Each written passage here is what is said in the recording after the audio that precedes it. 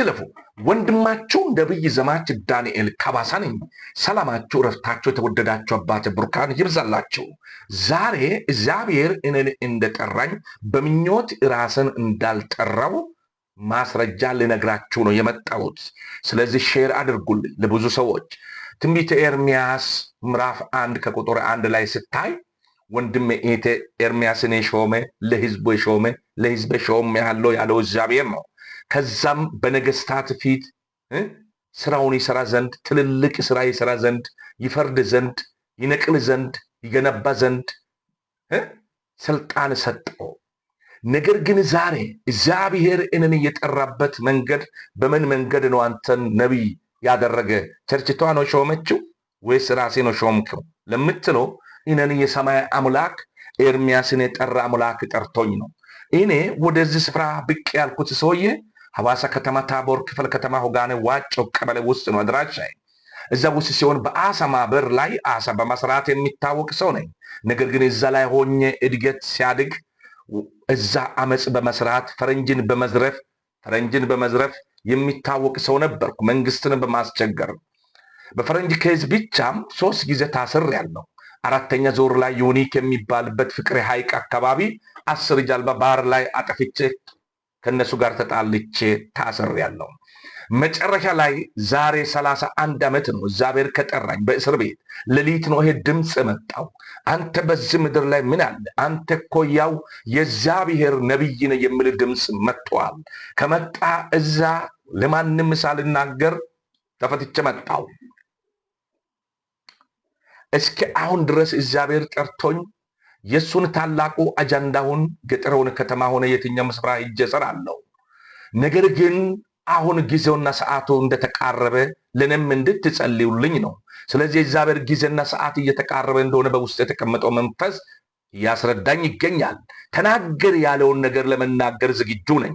እናንተ ግራ ተጋብታችኋል። ብዙ ነቢያቶች ተነስቶ የራሳቸው ፍቃድ የራሳቸው ሐሳብ በሚናገሩት ዙሪያ ላይ ብዙ ሐሳብ የምትናገሩ ሞልቷቸዋል። እግዚአብሔር ቀባህ የለም እስከሚል ድረስ እየደረሳቸው ነው።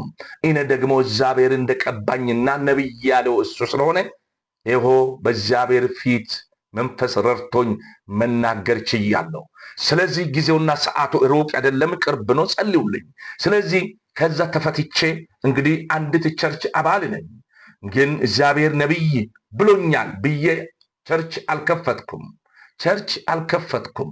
ስለዚህ ቸርች እግዚአብሔር አምላክን ጠይቄ የተወለድኩበት ቴላሞቀንጤስ አገር የሚባልበት ድሮ ማልዲያ ዳጎች የምትባል እኔ በልጅነት ሆኛቻለሁ።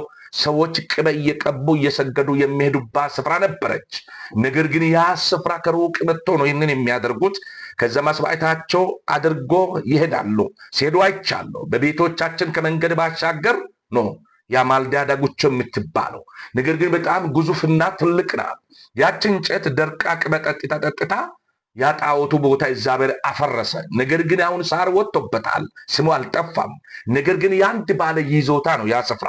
ስለዚህ ያ ባለ ይዞታ ነው። የእግዚአብሔር መንፈስ አነቃቅቶኝ ቀጥታ ወዴት ነው ይዞ ሄደኝ? ቀጥታ ይዞ ሄደኝ ስፍራ እሷ ጋር ነው። እኔ የሚያስበው ድሮ የኔ አሃት ርቅባ ሃንካርሶ የሚባል የአባት አባት እምነትን ይዞ ሄደው መከናሶስን ቸርች ይዞ ሄደው እሳቸው ነበረ ይዞ የመጣው ከፈረንጅ ጋር።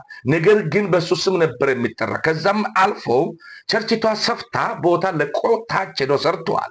የኔ ሐሳብ እግዚአብሔር ድሮም የኔ አሃት እዚች ስፍራ ላይ ቸርች ተክሎ ነበረ። ነገር ግን አሁንም ይተከላል የሚል በአእምሮ ውስጥ ነበረ። ነገር ግን ይሄ ገና እዛ እንዳልሰራ እግዚአብሔር ከልክሎ ምንድነው አሳየኝ። ያቺ ድሮ ሰዎች ሲሰግዱባት የነበረችው ቦታ ከመንገድ ባሻገር ነው። አሁን እኔ የሚለው ቦታ ላይ እነሰራሉ ያልኩት በስጋ ምንድነው ፊት ለፊቱ ላይ ሜዳ አለ፣ ለብዙ ነገር ይጠቅማልና። ነገር ግን ያኛው መንገድ ዳር ከመንገድ ባሻገር ሰዎች የሚሰግዱባት ቦታ ነበር። ያ ጣዖቱ ቦታ ፈርሶ ሳር ወጥቶ ነው ያለው። ያንድ ባለ ይዞታ ነው። ያ ባለ ይዞታ እጅግ ቀጥታ ተናግር ያለው ይህንን ቦታ እግዚአብሔር ይፈልጋል። እግዚአብሔር እንዲሰራ ይፈልጋል።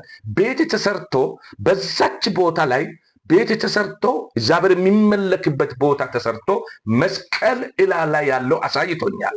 ለዛም ምልክት ነው እኔችን መስቀል ሁሉም ያደርገው። አንዱ ብዙ ስም ሊሰጥ ይችላል። ስለዚህ መስቀል ያለው አሳየኝ። ስለዚህ ቀጥታ ምንድነው ማድረግ አለብኝ ብዬ ባለይዞታን ተናግሬያለሁ። ባለይዞታ ደግሞ በአካባቢው ዋጋ ያለኝ ንብረት ቢሸጥም እግዚአብሔር ያሳየኝ ስፍራ ላይ መተከል ያለበት ብዬ ውሳኔ ላይ ደረስኩ።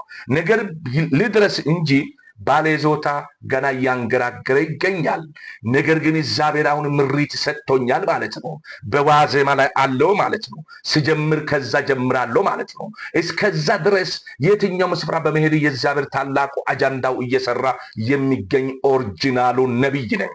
እግዚአብሔር የጠራ በዚህ ምድር ላይ ለአንተ ምን ያለ? አንተ የኔ ነቢይ ነህ ያለ የእግዚአብሔር ነቢይ ነህ ብሎ ድምፅ የመጣ ሰው ነኝ።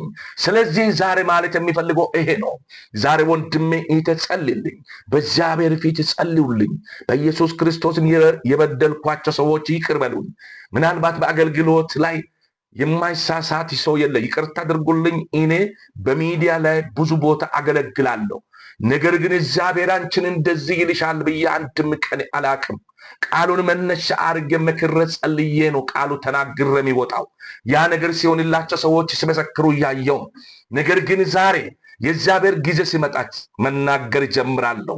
ስለዚህ ወንድሜ እህቴ የእግዚአብሔር እጆች ወደ ኤርምያስ መጣ፣ ወደ እኔ መጥቶ ታላቁ አጀንዳ እንዲሰራ እንዲረዳን ጸልዩልኝ። የእግዚአብሔር ጊዜ በፍጥነት ወደ እኔ እንዲመጣ፣ ውሸተኞች እንዲቆሙ፣ ሌቦች እንዲቆሙ፣ ዘይት የሚሸጡ ቲሸርት የሚሸጡ እንዲቆሙ፣ የእግዚአብሔር ቃል እንዳይሸቀጥ በትክክል ወንጌል እንዲሰበክበት። ስለዚህ ይሄ ነው። ሁለተኛው ይሄ በሚሆንበት ጊዜ በቸርችቷ በዛች ውስጥ የሚገባ እንግዲህ መነሻ እግዚአብሔር ያደረገው በምን መልኩ ይሰራል? እሱ ይሰራል። በዛ በመቀጠል ዓለም ዳርቻ በመሄድ በትልልቆች ፊት አቆምሃለሁ ብሎኛል። እዚች ጋር ያያችሁ ያነበባችሁ ቃል ትንቢተ ኤርምያስ ምዕራፍ 1 ጀምሮ አንብቡ። በእውነት እስከ 14 ድረስ አንብቡ ብያለሁ። ከዛ በኋላ እዛ ያያችሁት በእኔ ሕይወት ላይ እግዚአብሔር ሲፈጽም ታያላችሁ። አንዳንዶቻችሁ እግዚአብሔር ይገልጣችኋል። በእውነት በመንፈስ የምትረዱና የምታውቁ ይሄ ነቢይ የሚለው ትክክል ሊሆን ይችላል። መንፈስ ቅዱስ ራሱ ይገልጣቸዋል፣ ይነግራቸዋል ለእናንተ ለአባተ ብሩካን። ስለዚህ በምኞት ራስን ነቢይ ያልኩት ነቢይ አይደለውም። ነገር ግን ሰዓቱን ጊዜውን የሚጠብቅ ነቢይ መሆንን ኮዲው ጥረን አስተላልፋለሁ። ስለዚህ አንድም ሰው በእኔ ያዘናችሁ ብትኖሩ ማሩኝ። ከመጸለይ ውጪ ሌላ ትችት ውስጥ አልገባም። ነገር ግን ወንጌል በትክክል ሳይሰበክ ሲቀር ይቆረቁረኛልና እናገራለሁ በነቢያቶች ላይ። ለምን ይህንን ታደርጋላችሁ ይላሉ። ምክንያቱም እግዚአብሔር ያላለውን በትውልዱ ማስተላለፍ የለባቸውም። ስለዚህ በዛ ዞራ ላይ ነው የሚከራከረው እንጂ ሌላ ክርክር የለኝም። ያም 24 ሰዓት ቁጭ ብዬ በዛ ላይ አልሟገትም። እኔ የሚሟገተው ከእግዚአብሔር ወንጌል ጋር ለትውልዱ ማስተማሩ ስራና መጸለዩ ስራ ነው ምሰራው። ስለዚህ የምታውቁ ታውቁኛላችሁ። ስለዚህ ቀጥታ ይህንን ቪዲዮ ሼር እንድታደርጉልኝ በጌታ ፍቅር አሳስባችኋለሁ። የእግዚአብሔር ጊዜ የእግዚአብሔር ሰዓት መጥቷልና እንኳን ኢትዮጵያውያኖች ደስ ያላችሁ። የምታሾፉ እያሾፋችሁ፣ የምትቀልዱ እየቀለዳችሁ እግዚአብሔር በአደባባይ ሊያወጣ ምድሪቷን ሊያሳርፍ እነሆ ቀብቶኛል። ሃሌሉያ! ቀብቶኛል። እግዚአብሔር ቀብቶኛል። እዚህ ጋር ያያችሁትን ቃል በሕይወት ላይ ይፈጸማል። ስለዚህ ወንድሜ በየቸርቹ የትኛውም ስፍራ ትጸልያላችሁ አይደል? እግዚአብሔር እውነተኛ ስጡን። ይሄ እውነተኛው ሰጥቷል። እግዚአብሔር የሰጠው ኦሪጂናሉ ነቢይ ይሄ እኔ ነኝ። በደንብ ስማ። ስለዚህ የሚገለጥበት ሰዓት ጊዜ እየደረሰ ነው። ጠላት ይቃጠል። ስለዚህ ወንድሜ እህቴ ጸልዩልኝ። እግዚአብሔር ካንተ ጋር ይሁን በሉ። እንን ያያችሁ እግዚአብሔር ያሳየን ሁሉ ያስወርስ ይበሉ ወንድሜ እህቴ። ስለዚህ እኔም በርትቼ በእግዚአብሔር ፊት በእግዚአብሔር መንፈስ ቅዱስ እርዳታ እስካሁን ድረስ አለሁኝ። የእግዚአብሔር መንፈስ ካላበረታ ካላነቃቃ ራእይ ከዘገየ ወንድም ችግር ነው። ግን እግዚአብሔር ዕለት በዕለት መንፈሱ በውስጥ አድርጎ የሚያደርገውን ሁሉ በመንፈስ ቅዱስ ምሪት እንደሆነ ነው የሚያረጋግጥላቸው። ማንበብ የማልችለው ሰው ሀሁ ያልቆጠርኩትን ሰው የጳውሎስን የዓይኑን ቅርፊት ያነሳ እግዚአብሔር መጽሐፍ ቅዱስ እንዲያነብና በዚህ ዓለም አቀፋቢ የሆነ በእውነት ስራው እንዲሰራ የረዳኝን እስራኤል አምላክ አመስግኑልኝ። ተባረኩ። ሼር አድርጉ። አመሰግናለሁ። እግዚአብሔር ዘመናቸው ይባርክ። ተባረኩ። ታንኪዩ